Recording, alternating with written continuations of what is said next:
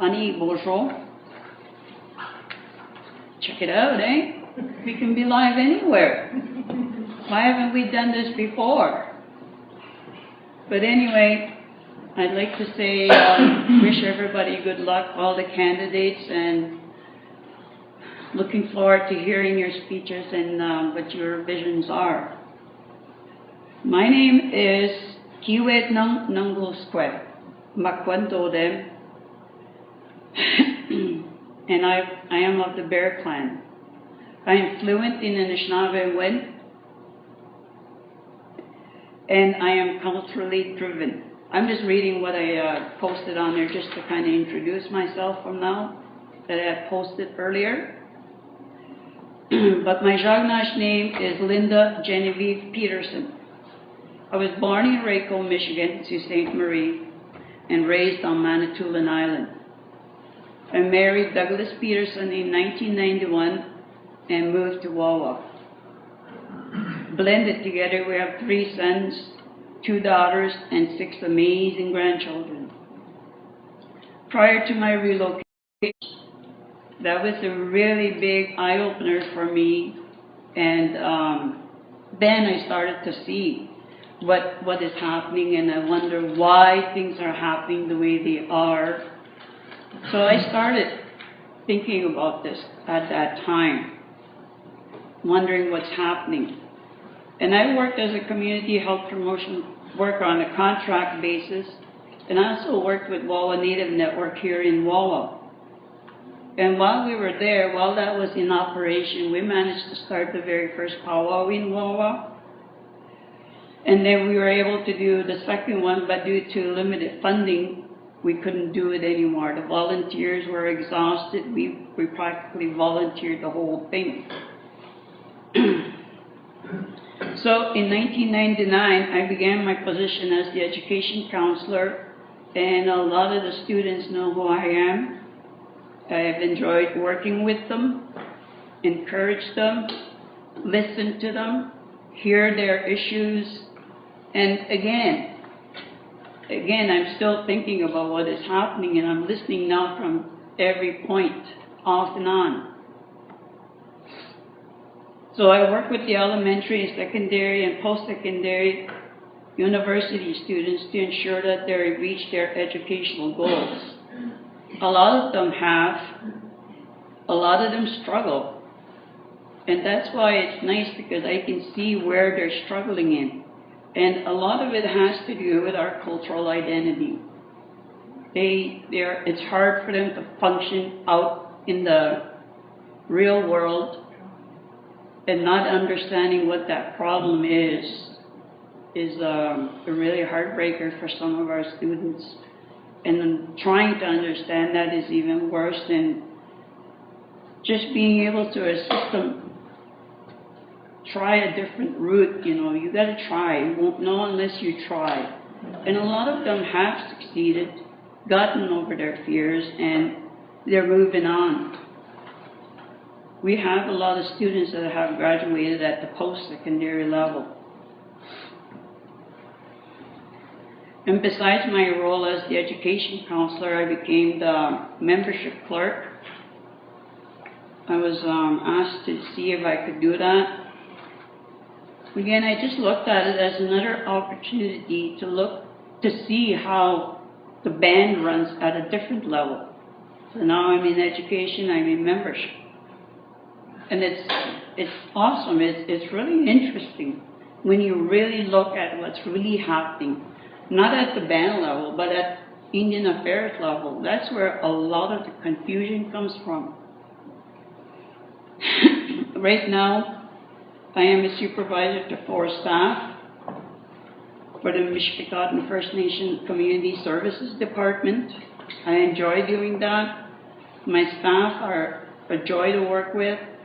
And yes, there's a lot of problems in there too. A lot of things need to be revamped. Communication is the biggest issue. If we don't have a direction, how are we to know what we're to do, where we're expected to provide these services? So, anyway, as chief for Mishpicot, I intend to be a stay-at-home chief to ensure that we are working in the best interest of our people, to implement community-run businesses, to utilize our current resources, and to ensure our language and culture are never lost. I believe it is vital that our community is better informed and kept in the loop of all discussions, plans, and movement forward. I hear a lot of our issues on the radio.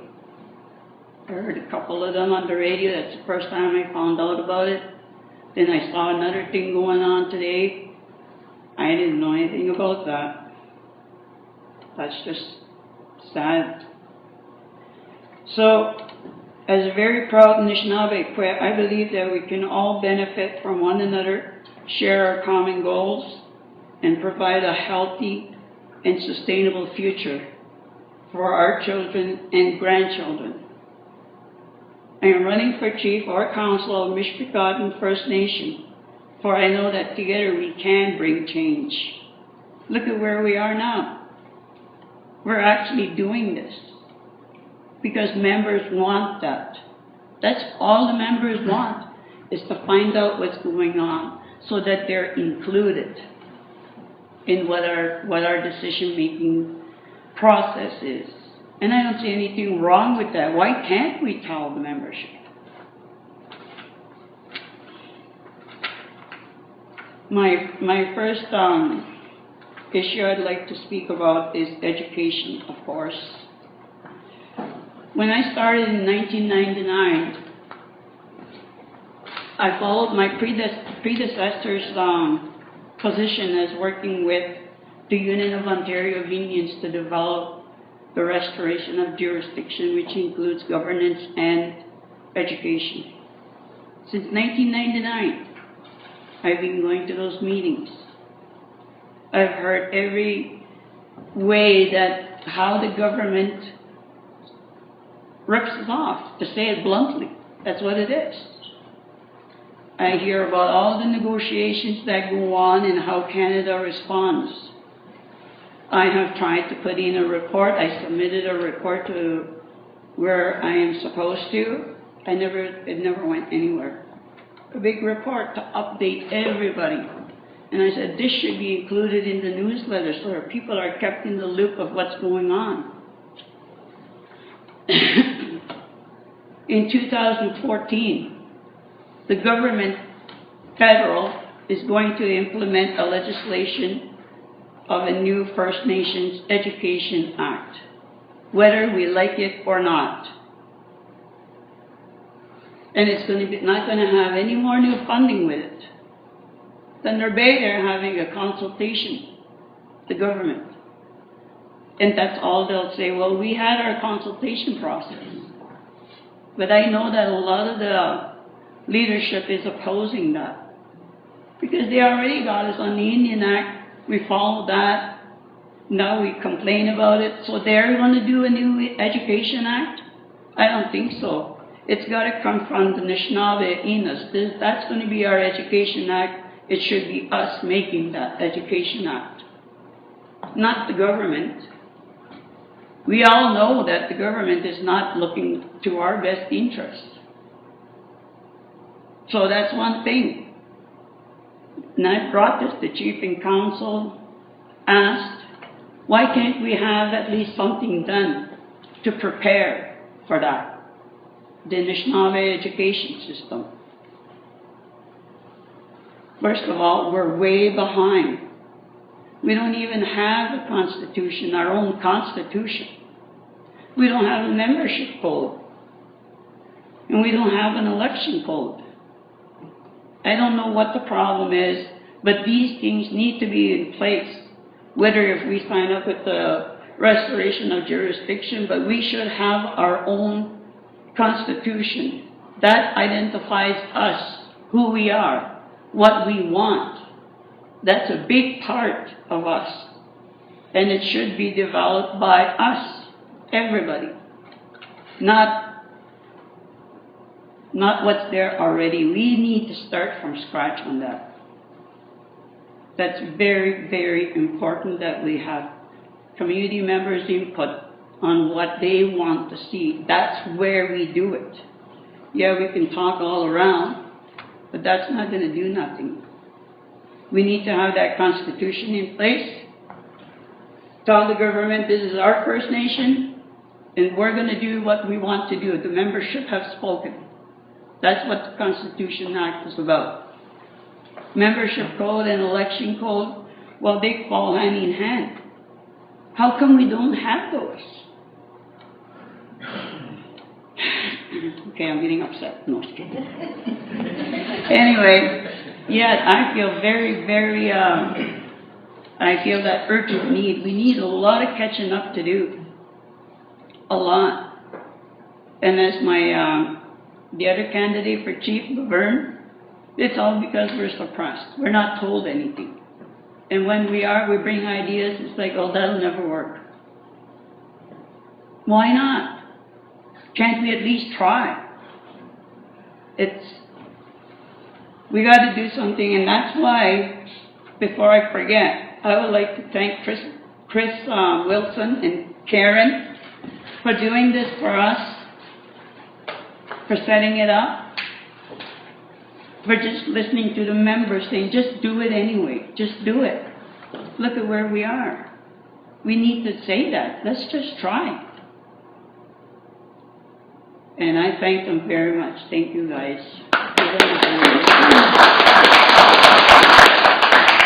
They're volunteers. They volunteer that. They're here on their own time. And they paid out of their pockets. They told me not to say nothing, but I don't believe that. I shared with the cost of this today. That's what we do. We share. We don't leave one person carrying the whole baggage, garbage. Transparency and accountability. This is a very, very touchy subject. And I agree again with Laverne. There's too much in secret. Even I don't know what's going on half the time. And I'm on council, I'm a supervisor, I'm a staff. That should say a lot about transparency and accountability. As councillor, I've gone to meetings. I've come back and written reports. I never see them anywhere to explain what I did, why I went over there, and what I got out of it. So that accountability has to filter through all the way down to the staff, all the way down from chief, council, bandman, all the way down. Everybody has to be accountable as to how decisions are made and why. And the first and foremost question, why weren't the membership informed? Did anybody get their input? And then the communication, of course, it blends right into that. There is no communication. We have all kinds of devices to do this now. We're listening, or people are listening in Toronto, all over Ontario. Very simple, just try it. And self-sufficiency, we need to stop depending on the government. Everything is status quo. Nothing has changed. Funding hasn't increased. So, with that, what can we do? Develop our own businesses, our own money. We can do that. There's no reason why we shouldn't. And put that money towards a revenue sharing account or add more to better living. There's lots of opportunities out there. Lots. Chief Clarence Louie, I went to see him out west over the summer. And again, I did a big presentation on it and so I handed it in. He says, we will lose our culture and our language faster in poverty. And everything else with it. We need to start to stand up get businesses going, and share that. Businesses, band operated businesses, train our people to become business minded. I have a business, well, in partnership with my son and my husband. The hoops that you have to go through were just phenomenal. Just to start a business, just to get a little piece of land to put our store in. 6 months it took. We didn't ask for money, we didn't ask for nothing, we just wanted that little piece of property. We built our own building, supplied our own supplies, our inventory, and it's running good. It's successful. When I brought it to management level, they told us it wouldn't. How can you see that being successful? Because you have to have the insight of Anishinaabe, the Anishinaabe heart.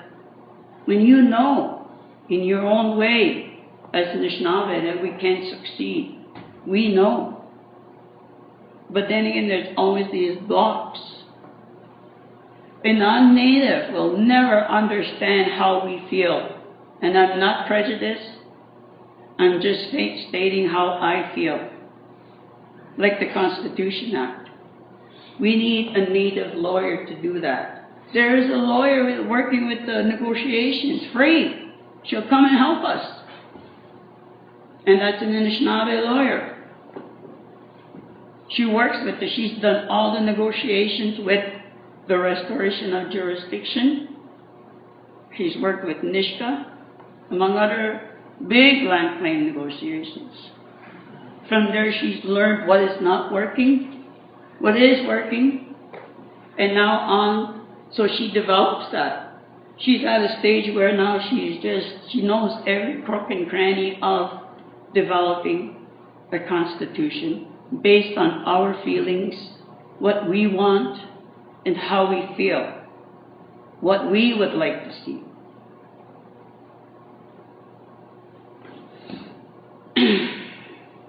We need to create Mishpikot and run business development. So I touched on that already. Why? Well, to create jobs, train our people, encourage more tourism. We have the resources. We have a beautiful, pristine area.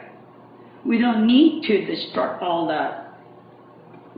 Just provide an avenue for these tourists to come. At $100 a pop, hey, that's big money. That could be going into our better living policy or something else to help that the government won't give us. The government will only give us the amount that we are earmarked for. And again, the dictatorship comes in. We are very limited on what we can do with that. On reserve only. But that's okay, because we find ways of assisting our members everywhere else. That's what the Community Services Department does. We find ways to help people. And our customary care. Customary care comes in, is in effect, and we need to have more attention focused on that too. We're losing our children. They're getting adopted out. If we don't stand up and stop it, those kids will be calling back in 20 years. I was born there. I think you know my mom. That's not what we want. We want to put our kids in with Anishinaabe homes that know them if we can. Don't send them off somewhere else. I wouldn't want my granddaughter in that. Those are important things that are being overlooked. But thank goodness to some of the hard work of some of our staff, we are catching some of them. Mainly because we're running on our own.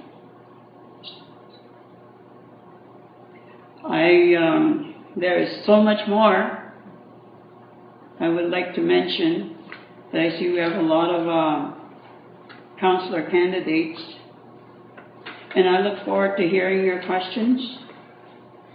I hope I can answer them.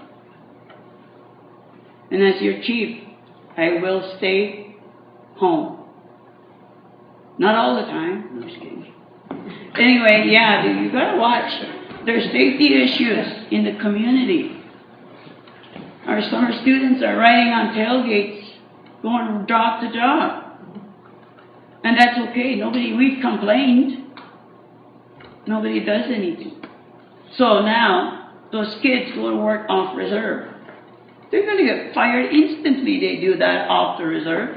We don't train our kids to do that. Train them to follow the rules like everybody else without jeopardizing who you are. We need to have more consistency in our children, teaching them the proper way of doing things, teaching them safety issues, respect, how to love one another, and be honest with each other. And I've always said, if anybody wants to ask me something, you ask me. I will tell you, as long as it's not confidential or illegal, or else I'm blaming you. No. Anyway, Chewie Gretch, Bamapi, good luck to everybody.